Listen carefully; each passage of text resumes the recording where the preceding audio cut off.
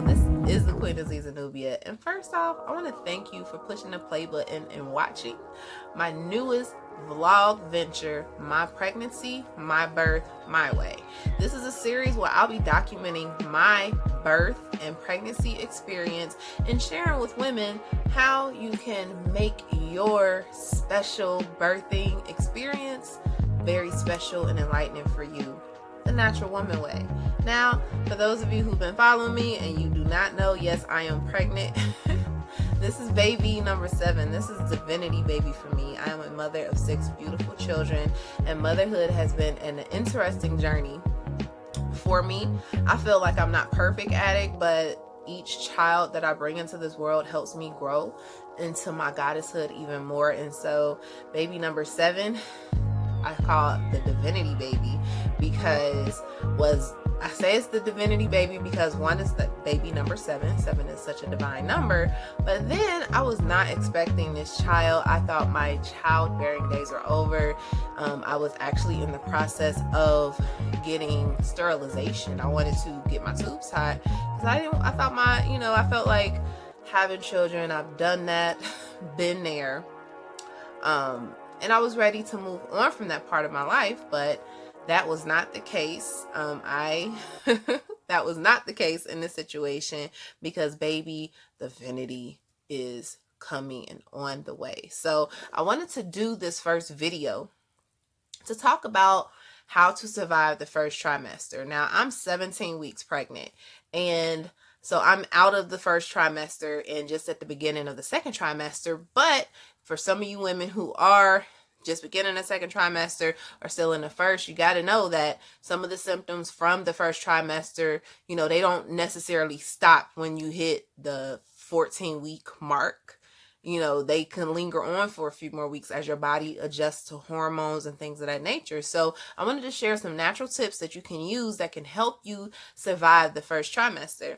My first trimester with this pregnancy, it was, I won't say very difficult, but I think what I suffered the most was I was very tired and still am tired. I still have to make sure I take my daily naps, my little cat naps, but being tired and fatigued and just wanting to sleep was a big thing for the first trimester for this baby. Another thing that was really big during this pregnancy was morning sickness. Morning sickness, like I normally don't have morning sickness, but I had a lot of morning sickness with this baby. I did have experienced some cramping more than usual, not dangerous cramping to where I needed to go to the hospital, but was very sensitive to cramping as my uterus is growing, because that's a lot of times why you're cramping is when the uterus is growing or when it's shrinking and trying to pull, push things out. Another thing that I had, I was very emotional my first trimester, very, very emotional, crying, very sad, very sensitive, because normally I can, I don't want to say I have rhino skin, but sometimes a lot of things don't affect me like they did. But this first trimester, I was crying, sad. Like, I know my family and people around me are like, girl, you was tripping, but I'm pregnant, my hormones. So I wanted to get some tips on how you can deal with these things, okay? So I'm no doctor, but I am an expert when it comes to mothering. I'm an expert when it comes to having children and creating your birth experience. I shared some links to some previous videos that I did before talking about my birth experience. I gave birth, my first natural birth experience where I just went completely natural with no hospital intervention is when I gave birth to my twin boys who are now 6 years old. I gave birth to them all natural, my way, the way I wanted to in a hospital setting. And that experience right there changed my entire life. Prior, my twin boys were my 4th pregnancy. Prior to the twins being born, I had my middle son, Roy. He is 9 years old now, but I did have him in the hospital, and I went natural, but I went natural with Pitocin because I allowed the hospital to intervene. And then I had my daughter, which I went natural with her as far as vaginal birth, but I did have an epidural. I did do Pitocin, you know, I had a lot of medical intervention with her birth, and the same for my oldest son. I had a lot of medical intervention through his birth. But as my birth experience continued to evolve, and I, you know, brought in my children into the world, I started just really learning more about myself, and really wanted to know, you know, I did a lot of research in different birth and pregnancy experiences. And a lot of times as women, we're programmed to think that birth and pregnancy is difficult, that it's hard, like it's a punishment and things of that nature. But your birth experience can be really empowering. Your birth experience can help elevate you spiritually as a woman. Your birth experience can help you grow and tap into some potential that you never thought you had. And your birth experience does not have to be painful, and it does not have to be as scary as some people will try to make you believe that it is, and that you control your birth experience. You have full control over your birth experience, and to know that your body knows what it's doing. When I gave birth to my twin boys, the pain management that I use was hypnosis, and I have a video where I would just talk strictly on hypnosis, what it is and what it would do. But me utilizing that method, I had probably, I would say 75% of that birth was pain free. It didn't start getting painful until they were ready to crown and I was ready to push the boys out. But it wasn't so painful that I couldn't bear it. I was able to deal with it, and hypnosis helped a lot with that. Now, I did have a baby after the twin boys. My son Kari, who was 2 years old, he was my first home birth pregnancy and birth experience, and I loved that experience so much, being able to birth at home and working with a home birth midwife, that is the route that I'm going with this pregnancy. And I think if I ever did bring any more children in, and I don't want to, but hey, if it's written, it is written, because I do believe your children choose you. We choose our parents and choose who we're coming into the world through. And this baby chose me, and his or her father, I think it's a girl, so I say her, chose us, and we came together for that. And she was birthed out of love, and I'm just super excited. Well, she was created out of love, not birth, but I'm super excited. So I am going the natural home birth route for this pregnancy, and I will be taking you guys with me. I'll be sharing just everything that I'm going through from my first midwife appointment to just some of the natural things that you do that's very different from the standardized hospital birthing. You got to remember, hospital birthing, what isn't the original way of how we had children, and it's fairly new when it comes to the realm of birthing. And a lot of older times before modern technologies has taken over, a lot of babies were born at home. That was the norm at one time, and we utilized midwives, and the infant mortality rate was much lower than what it is now. In the United States, we have one of the highest percentages of infant mortality, and that's a lot of it due to hospital births through lack of education with women, and a lot of hospital intervention and neglect from medical staff for women. So I hope that the information that I share during this blog experience will help empower women to take control of their pregnancy and take control of their birth, and know that they can create the best experience for themselves. Okay, so let's get into it, because I have talked a lot. Okay, so the first natural tip that I want to help you with when surviving the first trimester is morning sickness. Okay, morning sickness is a rough one, but through my experience, what I learned through morning sickness, the severity of your morning sickness all depends on how toxic your body is. Now, a lot of people, when you say morning sickness, that's when you wake up. You know, some people say it happens in the morning. They wake up and they feel nauseated, like they feel sick to their stomach. Some women actually throw up. All morning sickness is not associated with vomit. Okay, so not everybody's throwing up when they have morning sickness. It just makes you feel really nauseated, really sick. You got to lay down, you got to eat something to take the taste out your mouth. It's a really yucky feeling. And a lot of women experience this during the first trimester. Some women don't experience it at all. But one of the key factors of morning sickness is that's your body's way of detoxifying itself, because your body is filled with toxins. Okay, so if you have severe morning sickness, try to look into ways to naturally detoxify your body safely while you're pregnant. And there's several herbs that women can take while pregnant, if you consult with the herbalist and consult with your medical physician, that can assist you with detoxing. Another tip that can help during morning sickness is drinking lots and lots and lots of water. Like I said before, one of the reasons why you're experiencing morning sickness the way you're experiencing it is because your body is trying to detoxify itself. Okay, it's detoxifying itself. So morning sickness is a result of that. So drinking a lot of water will help your body be able to flush out those toxins and will decrease your morning sickness severity. Another thing that can help with morning sickness is cannabis tea, CBD oil. At one point, I had morning sickness. Like when I had my third pregnancy, I had bad morning sickness, and that was during the time where I was actually detoxing. That was at a very spiritual time in my life when I was learning how to eat healthier, but I was still eating red meat. I was still eating pork, and I was, detoxifying my body.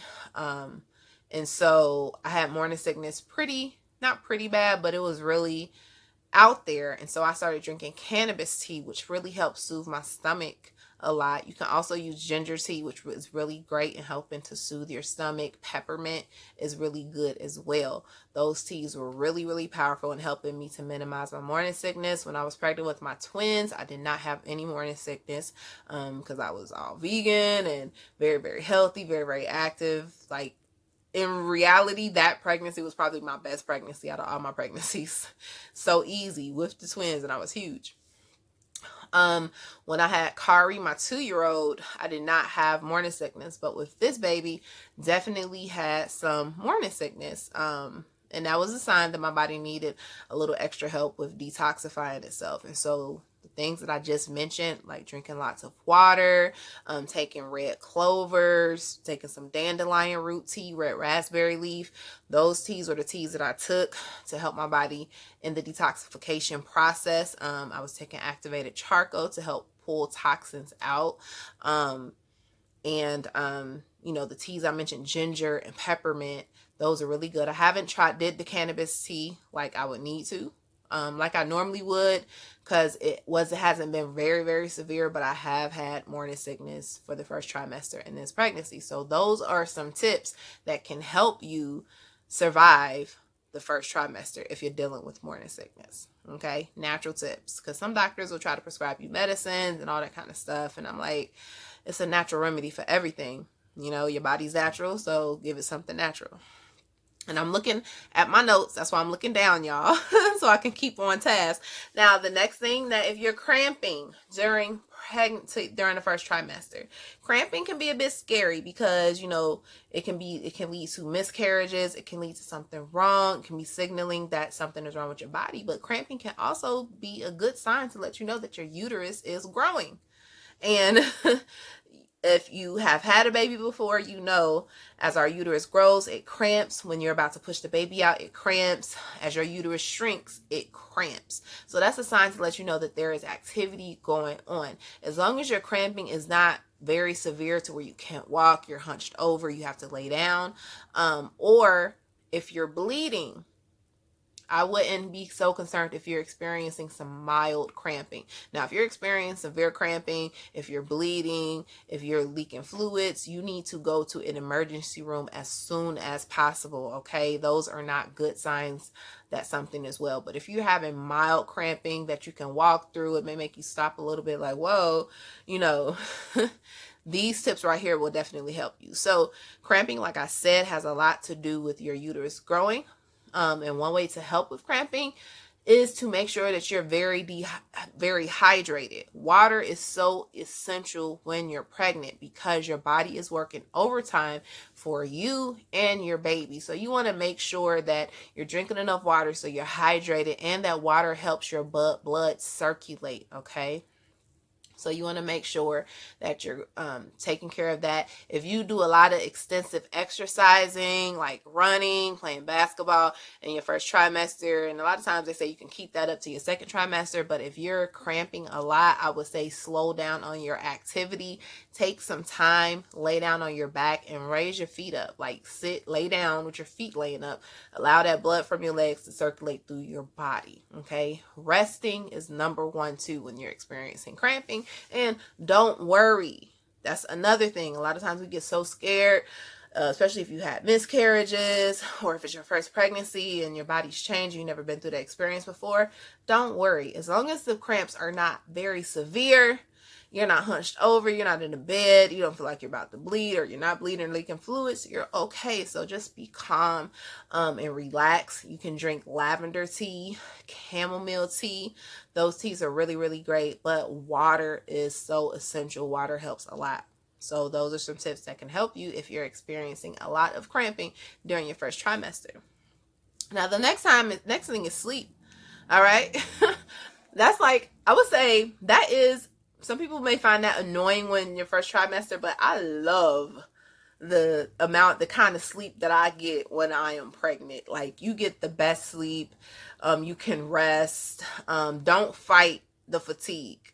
You know, a lot of women feel like they're women and, you know, want to fight through everything. If you're first trimester and you're feeling more fatigued than usual, you feel more sleepy than usual, listen to your body and lay down and rest. Because if you don't, that's going to lead to a road of a lot of different problems and issues. Don't overwork yourself. You have to be in tune. So if you're sleeping, and sleeping is a big thing during your first trimester, give in. Make sure you take a nap. Manage your time. Now, if you have to work a full-time schedule and you have things to do, then it may be difficult, but, you know, make sure you let your job know. Make sure you let your family know to support you so they'll know that you're pregnant. You know, you're carrying precious cargo. You're not like everybody else, and your body needs time to rest, because you got to understand your body is working overtime because you have a growing, special, divine baby inside of you, or babies inside of you. So if you're sleepy and have a lot of fatigue during your pregnancy, get some sleep.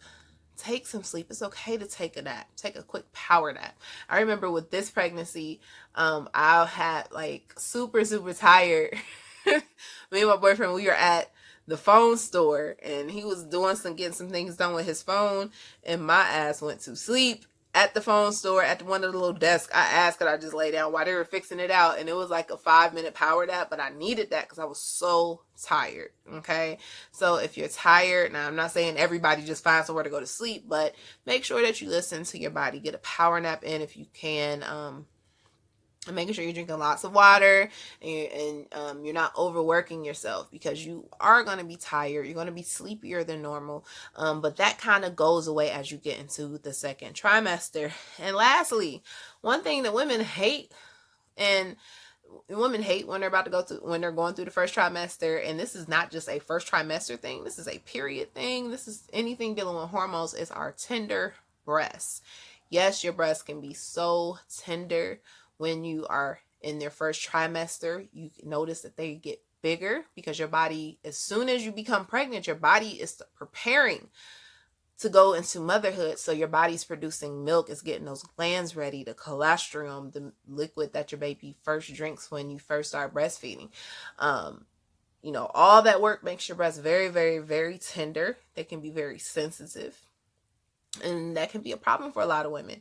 I know my breast is super sensitive sometimes, so I have to be careful when I put my bras on. If I'm having sex, even though I like the breast play, I have to be very careful and be gentle with my breasts. And so some things that you can do to help with your breasts is to use warm compresses on them. If you like cold, that's fine as well. Wear comfortable fitting bras. If you wear push-up bras, that may be difficult while you're pregnant now, so look into some maternity bras. Wearing comfortable shirts, making sure you got you're not wearing bra straps that are so digging in your skin that you are cutting off circulation. Okay. And just be very gentle with your breasts. And that kind of goes away. And sometimes it really doesn't, because your breasts are growing. They're going to keep growing up until you deliver your baby, and then they're going to get even bigger because milk and everything is going to start going out. So if you have had small breasts, enjoy the new breast you're going to get with your baby as it comes. And if you have big breasts, you already know the struggle. I actually like my post-pregnancy breasts. I've always liked post-pregnancy breasts because I love breastfeeding. I love to breastfeed. It is cheap to breastfeed, and I love the way my breasts look after that. So that's just like a little thing with me, and I don't get pregnant just to get the breasts like that. But that's just one thing I do like about after you have a baby, the size of your breast, because once the milk is gone, those fun bags get very flat. Like right now, mine are nice and full. Milk isn't coming out just yet. It probably will if somebody sucked on them, but I'm not doing that yet. But they're nice and full. But once the baby's gone and out of there and breastfeeding is done, those fun bags are going to, all right? So those are my 4 tips for 4 of the main issues that women have during the first trimester. Now, I'm going to give you a bonus tip because some women deal with this as well. If you get lightheaded or dizzy during your pregnancy, and this is becoming an issue, because I've had experienced this with my daughter. She was my second pregnancy, and I experienced it a little bit now. You may be hypoglycemic or hyperglycemic. You have to find out, and that all you have to do is talk to your healthcare provider or your midwife. Tell them that you're experiencing these things, and they can check your pee and check your blood sugar and just monitor that. One way to help minimize that is making sure that you are stretching out your meals and snacking throughout the day. Now, not taking whole giant meals, but healthy, sensual, small meals throughout the day, because what's happening is when you feel lightheaded, when you feel dizzy, one, all your blood is rushing down to the bottom of your body. And the blood is super important, and you're feeling lightheaded because it's like to your brain.